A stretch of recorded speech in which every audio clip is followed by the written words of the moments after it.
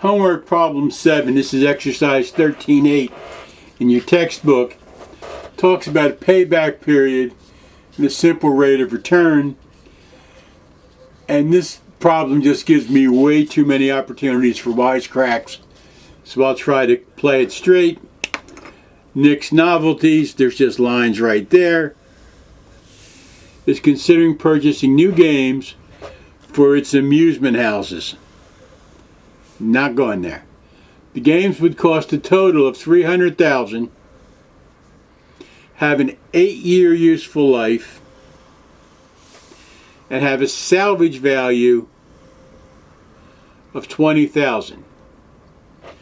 The company estimates, budgets, hopes for, assumes that the annual revenues, annual annuity, and expenses associated with the games would be as follows. Each year, the revenues will be $200,000. The operating expenses will be $160,000.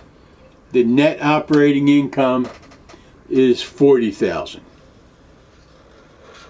We got to keep that in mind, and we have to keep that in mind because while depreciation is significant for tax purposes and reporting purposes, it is not cash. So the first thing it asks us is, what is the payback period for the new electronic games? Assume that Nick's Novelties will not purchase new games unless they provide a payback period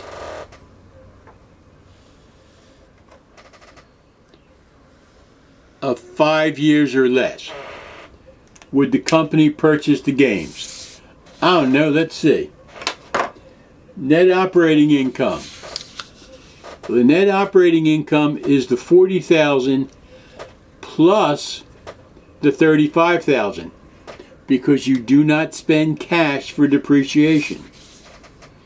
So we have $40,000 in net operating income, and then add back the non-cash expense of depreciation of $35,000. So the annual net cash inflow is $75,000. So we want to figure out the payback period, and it tells us that the games will cost us $300,000.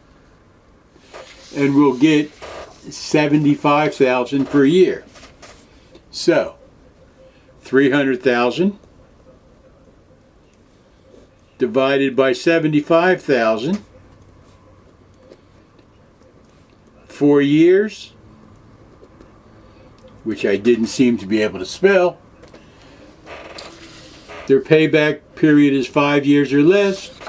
This will pay them back in 5 years. They'll do, or 4 years. They'll do it. They require 5. This pays in 4. So yeah, Nick's Playhouse or whatever he calls himself will buy the games.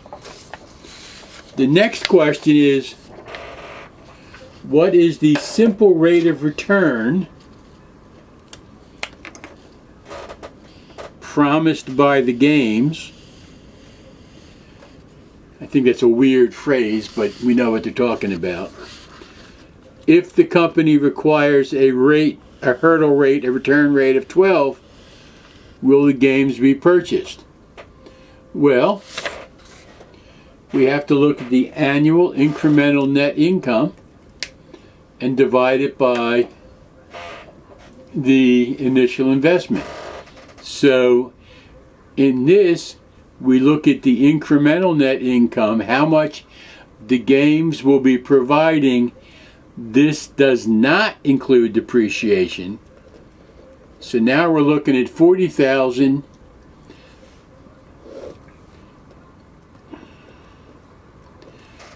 because what we're saying is we're going to spend $300,000 and we're going to get $40,000, but we're going to be using up this $300,000, so it makes no sense to to take the depreciation out because we're actually using it here. So when we do that, we come up with 13.3%. So yes, using the simple rate of return, Nick would buy these games, or using the payback period, Nick would buy and use these games. There's a great Persian proverb. It says, when a wise man is shopping for knowledge, he stops at every tent in the bazaar. That's the way you need to be when you're using these ratios, these analytics, these metrics. All of these give you reasons for your reasoning,